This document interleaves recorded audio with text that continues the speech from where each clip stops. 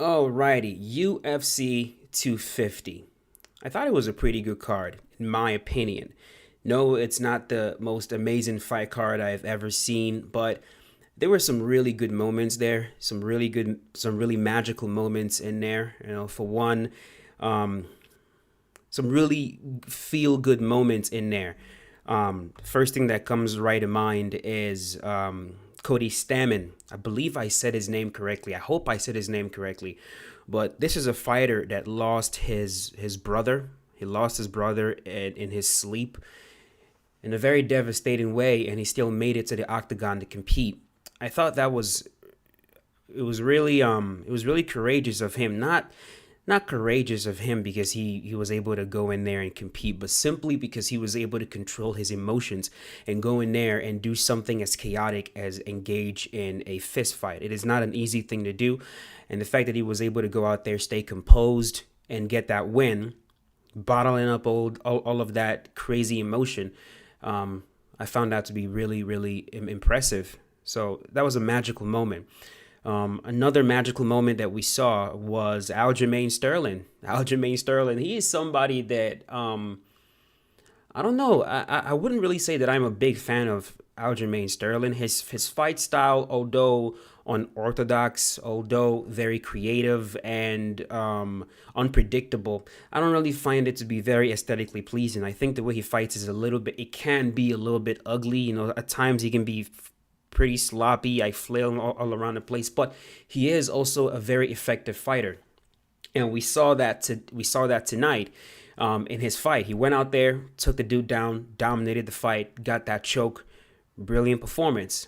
You also have Cody Garbrandt returning from a 3-fight losing streak, returning back to the old Cody that we saw against Dominic Cruz, which of course paid off big time because he got a beautiful, beautiful win against Rafael Assunção. A lot of different moments. We've got Amanda Nunes in there. Amanda Nunes in there, the women's bantamweight champion, going out there and demonstrating that she's far ahead of the pack, way ahead of the rest of the girls in that weight class. Completely dominating Felicia Spencer in the way that she did. Also very impressive, very, very clean performance by Amanda Nunes. And let's not forget Alex Perez, who got a leg kick TKO. He wasn't headhunting the whole entire time. He focused on that leg kick, and he was able to stop the fight by leg kick TKO. So again, a lot of different magical moments in the octagon tonight in UFC 250. A lot of things that I will say are very memorable. But for this particular video, I want to focus mostly on Sugar Sean O'Malley, because in my opinion, he was the star of UFC 250. Of course, it's a toss up between him and Cody. They both got really impressive knockouts. But in my opinion, I think Sugar Sean was the star of UFC 250. And the one thing that I find most impressive about him, the reason why I want to focus mostly on him for this video, is because I feel like he has attained something that a vast majority of strikers wish that they can get. A skill that they can develop, a skill that a vast majority of strikers will most likely never develop in their career. And that is the ability to stay calm. The ability to stay calm within chaos, in a chaotic environment, while doing something as chaotic as kickboxing. You can teach anybody to learn how to throw a punch correctly. Anybody can learn how to throw a punch with the right technique. Anybody can learn proper footwork. Anyone can learn proper hand placement, the ability to move your head, keep the head of the center line, the ability to circle. Anybody can learn really good technique when it comes to, kicks. There are so many things that you can pull somebody off the street. You get them in the gym, you train them for a number of time, and you can get them good at that. But the hardest thing to learn kickboxing wise, in my opinion and from my experience, is the ability to stay calm in the fire, because kickboxing is chaos. It is extremely chaotic. And the reason why it is so difficult to stay calm while kickboxing is excuse me, the reason why it's so difficult to stay calm while kickboxing is because you're fighting every single natural instinct that you have. Visually you can tell when a fighter is not calm, because when a shot is being thrown at the fighter, you see them flinch, they close their eyes. A lot of times you see fighters completely shut their eyes, turn their head away, and that's how they get hit with shots that they don't see. And the reason why that happens is because that's just the natural human response to having an object flying towards you. If you have an object flying towards your face, the natural instinct is to protect the most vulnerable part of your face, which of course is your eye. You take a look at the human face, the most vulnerable part is your eye. So when you see an object coming at your eye, the natural thing you want to do is close the eye, protect the eye, move away, look away. And that's the hardest thing to get over when you're learning how to kickbox. The ability to see a punch coming at you, or a kick or a heavy shot coming at you, and you keep your eyes open. You don't close your eyes. You fight the urge to close your eyes and look away. You keep it open. You watch the strike from its inception all the way to the end of the strike.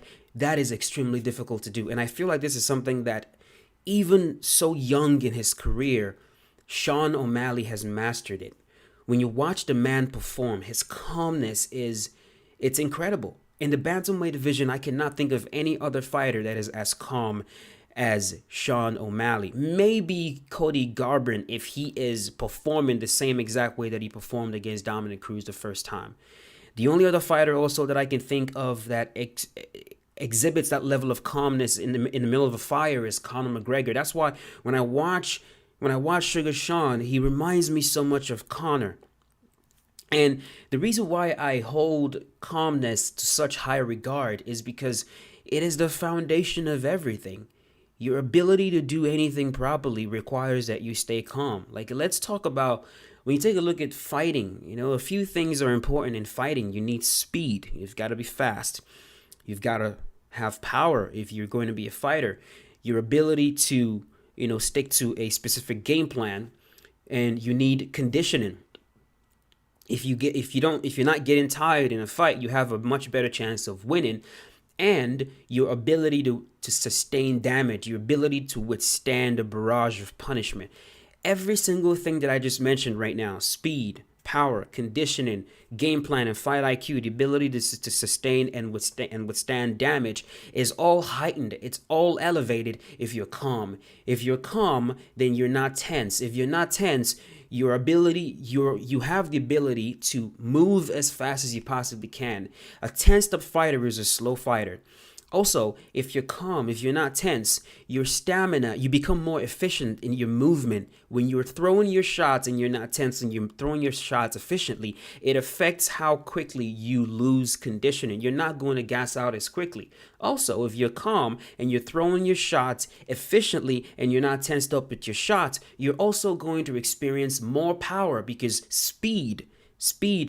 power is speed plus mass. I believe I got that right. If I got that wrong, please feel free to correct me in the comment section. I know you guys will.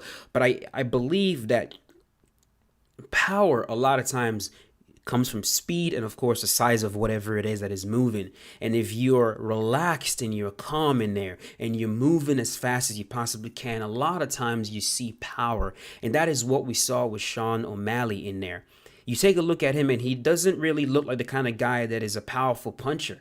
Right? Like he's not necessarily a heavy-handed fighter, but he was able to completely flatten Eddie Wineland with one shot. Hit him with one clean cross down the pipe and flattened that man, knocked him out cold. I don't remember the last time we saw Eddie Wineland knocked out cold like that. It was clean. It was brilliant. It was beautiful to behold. And it was beautiful to behold because of how calm he did it. Because once he was done, once that knockout was over, what was his reaction? He literally turned around, walked away calmly. No emotion. And it's when I say the ability to stay calm in a fight, I'm not talking about being lethargic, or I'm talking about there's a balance to it, right? There's a clean balance to it. And the example I like to use is when you take a look at Conor McGregor in his first fight against Nate Diaz, what you see is a fighter that was too calm.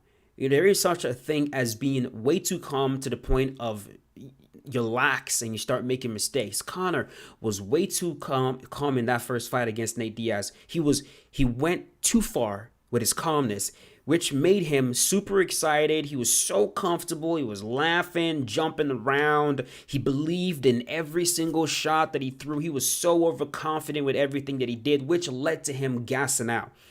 He amended that. He corrected that. In the second fight, he was calm, but not lax. You saw that he was more grounded in the second fight, more clean, sharper. Everything was on point. So the ability to stay calm is the ability to find a sweet balance between, being super chaotic in your action and also being methodical in your action. And I feel like when a fighter is able to combine the two, being chaotic when he needs to be, exploding when he needs to be, and also the ability to breathe and be methodical when there's nothing else going on. That's when you see brilliance. That's when you see fighters show up and do incredible things. It's what we used to see from Anderson Silva back in the day. The man was an assassin. It all comes from the ability to stay calm under the fire. And watching Sean O'Malley demonstrate that to the highest degree tonight just makes me wonder what is in store for that man. Granted, we've not seen him against a top 10 bantamweight fighter so far, so maybe it's a little bit too early to heap a bunch of praise on him, but in my opinion, I don't think it is. I think he has demonstrated enough. We've seen enough from him to know that he's going to be a problem against anyone that he fights. He's going to be a problem against anybody that steps in the octagon against him, 100%. He is fast. He is nimble. He talks about how he believes he is the best striker in the UFC, something that I don't know if I agree with. I think that title will go to Israel Adesanya, maybe Conor McGregor, depending on the type of striking you're talking about. But 100% he is up there. He's up there with one of the best, absolute best strikers in the UFC. And if he keeps performing the same exact way that he has been performing these last few fights, I think it's only a matter of time before this man becomes a superstar. He already has what it takes. I talked about this in the fighter showcase that I did for him, where I talked about how some fighters have the ability to tap into something that makes them extremely memorable. You take a look at Conor, you take one look at him, you know who it is. His tattoos are memorable. His body style is memorable. He has a memorable way that he walks. He has a memorable fight stance. He has a memorable fight style. He has a memorable voice. He has a memorable way of trash talking. Every single thing about him is unique. It's memorable. You remember it. And I think Sugar Sean is tapping into that thing. He has a very, very recognizable look, a very unique look. The way that he carries himself, his tattoos, his body style. He has a very unique fight style as well. His kickboxing style is very, very unique, very clean. I think the one thing that we're going to start seeing right now is he's going to start picking up the fight promotion aspects of things. And once he nails that, we have a legit superstar on our hands. I'm a fan of the guy.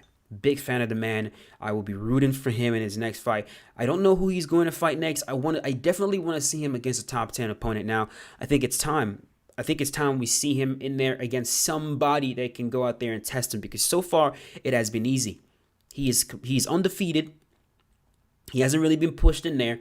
I think it's time that we see him against somebody that could potentially give him a fight, could potentially put him in uncomfortable spots in there. But that's really it. I really wanted to focus on Sean O'Malley because I feel like, again, he was the star of UFC 250. I feel like he was the most memorable in my opinion. Of course, like I said, Cody coming back from a 3-fight losing streak, winning the way that he did, returning back to form, also extremely impressive. Amanda Nunes, of course, but a lot of people expected that fight with Amanda to go the way that it did. I was really impressed though with Felicia Spencer, with her ability to sustain damage, with her durability, her chin, her tenacity, her heart. I was really impressed with all that.